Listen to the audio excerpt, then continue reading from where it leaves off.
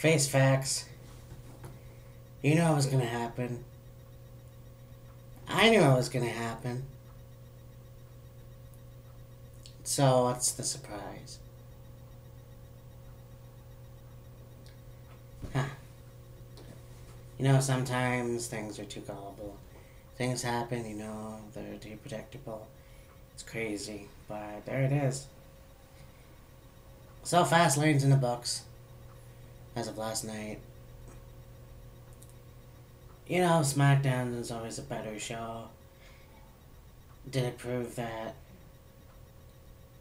Elimination Chamber was a better pay-per-view? Let's see.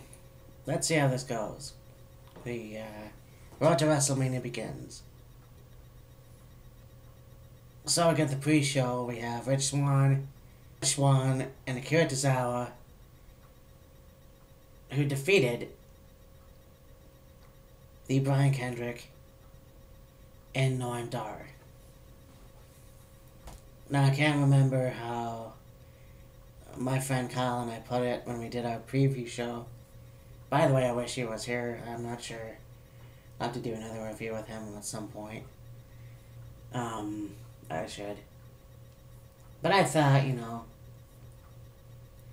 I'd like to give my thoughts and see how it goes. This was interesting. I think that Rich and Akira have a lot of good chemistry together. And they do. And it shows. Obviously, you see the veteran and Brian Kendrick. And then, of course, there's Noam Dar with Alicia Fox, who, but like, worst acting lessons ever. But, there you go. Then we get to Fastlane, and, you know, a lot of people are saying that Sami Zayn really sucks, and, unfortunately, and I'm not trying to be one of those sheep, but I'm starting to believe the hype, or whatever. Because he talks the talk, and he's got the passion. And it was really good in Ring of Honor, but it always seems like the WWE is like, well, let's say the independent scene is like community theater, and then you go to the WWE, which is like Broadway. You're either good or you're not. And obviously Sami Zayn is not good enough, because he loses again. It's a shame, but he lost this match. Samoa Joe still reigns supreme. You know, I thought that Luke and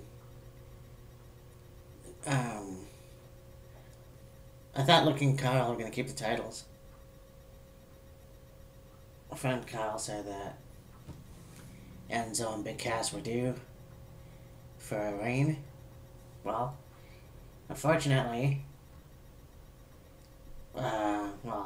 fortunately for me, you have remaining tag team champions, the Bullet Club. These guys beating Enzo and Cass. Probably quite stupidly, I might add, but you know, Enzo and Cass still put up a really good fight. And there you go. Now, through the night, you have Mick Foley doing his thing. First, there was that comic relief. Him on the phone with Stephanie McMahon. When he walks in is Jinder Mahal, who is disgusting with his veins sticking out somehow. And then you get Rusev, who comes out with his new hairstyle. And Mick Foley says, alright, you want a match? Go have a match, whatever. It's gonna be a gauntlet match. At least I thought that's what it was. And then, you know, all three of them leave, and Stephanie McMahon is still on the line.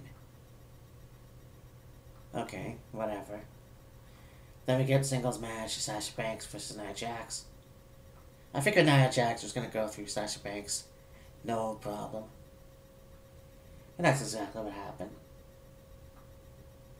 Although, Sasha Banks still comes out with a victory. I don't know how she got the power, but she still came out with a victory. And that was a pretty cool pin, might I add. Then we get an interview with Kevin Owens at some point in the night. And I gotta admire Charlie. I don't know if she had any work done. I'm not sure if she was wearing tight clothes, but...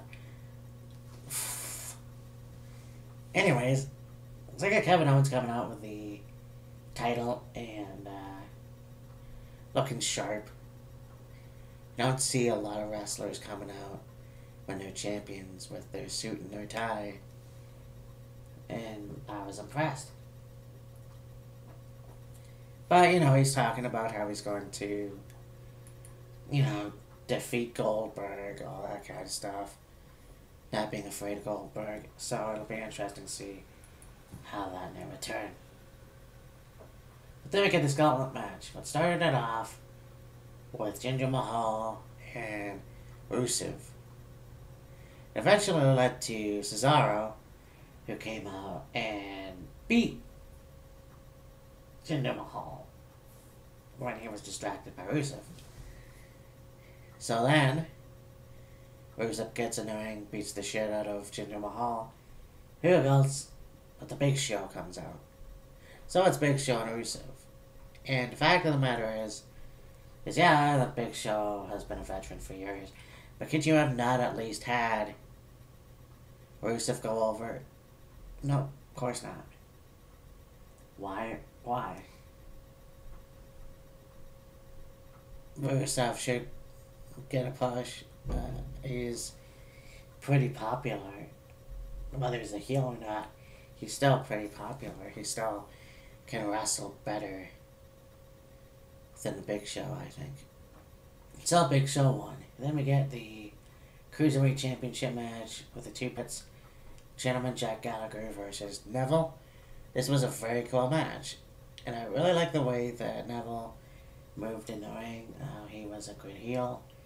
Just really cool. And the finisher was awesome, going back to that.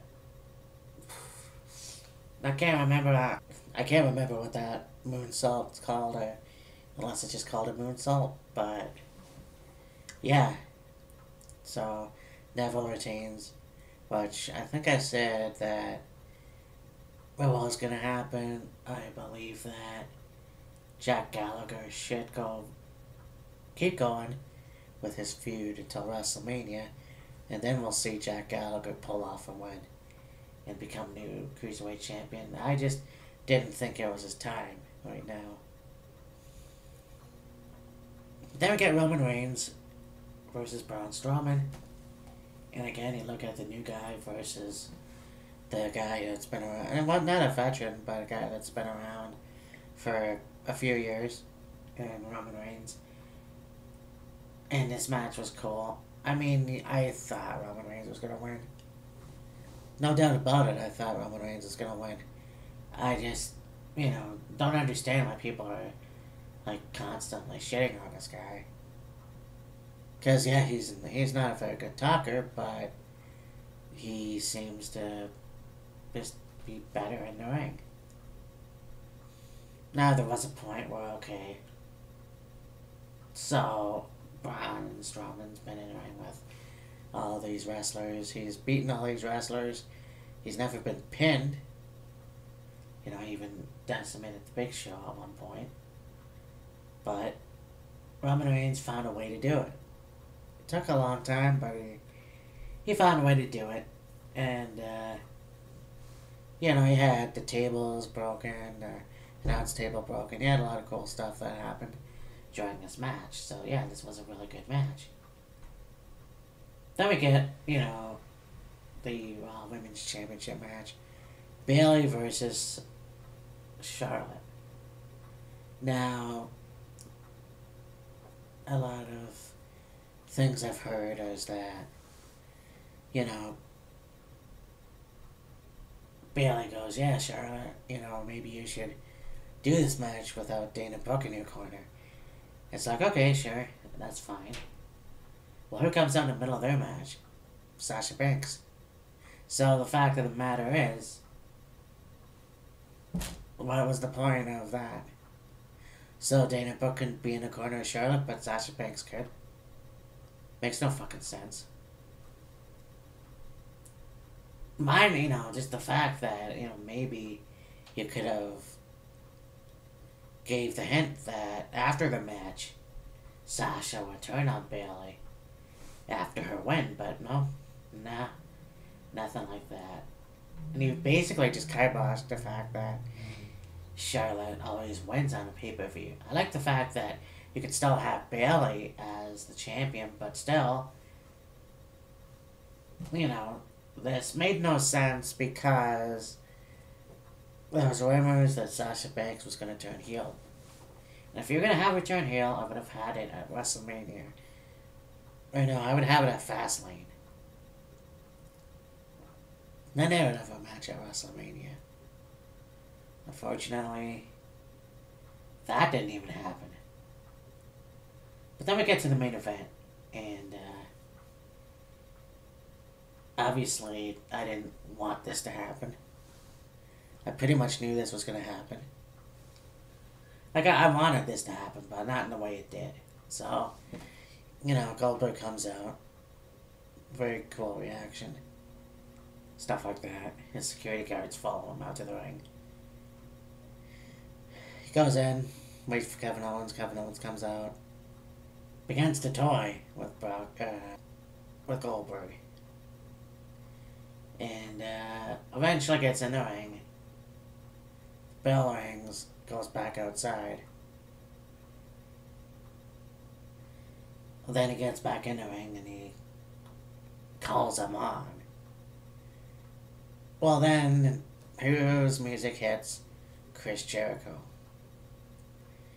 So, of course, being a stupid thing to do, Kevin Owens looks in the Titantron, sees Chris Jericho standing in the aisle.